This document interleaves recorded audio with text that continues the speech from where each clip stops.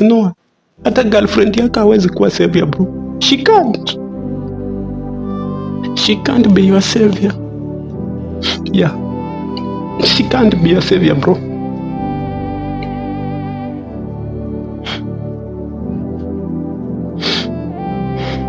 Bro, like nafika mahali najiuliza, kwani si wanaume tulizaliwaje?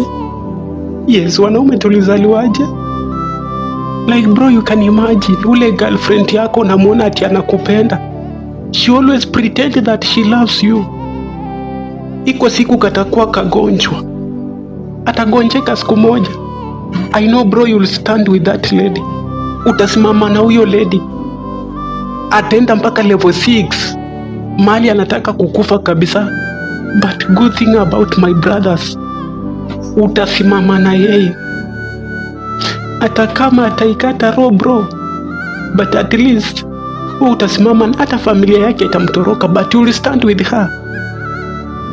Sahi madhako wakiwa mgonjwa, your mother sahi akwe mgonjwa bro, you will follow up with her.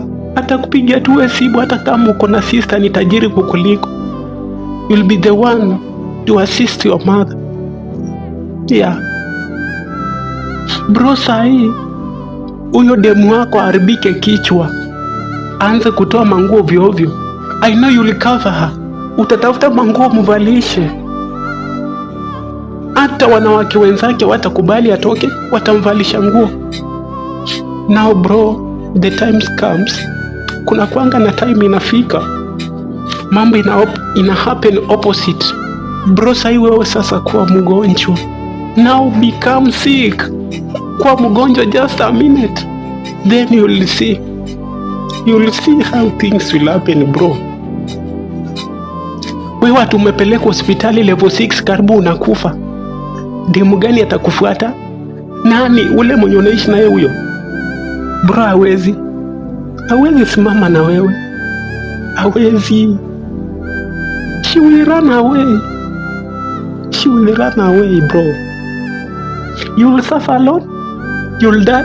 Atakuja kwa mazishi, atatoa ushuhuda.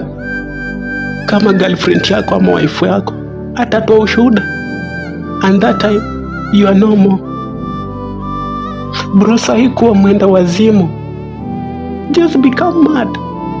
Hata wanaume wenzako watakucheka, they start laughing at you. Angalia venye anaka, you will become, na huyo demu tena atakutoroka. That time ulimcover, yeye atatoroka bro. I don't know who is our savior.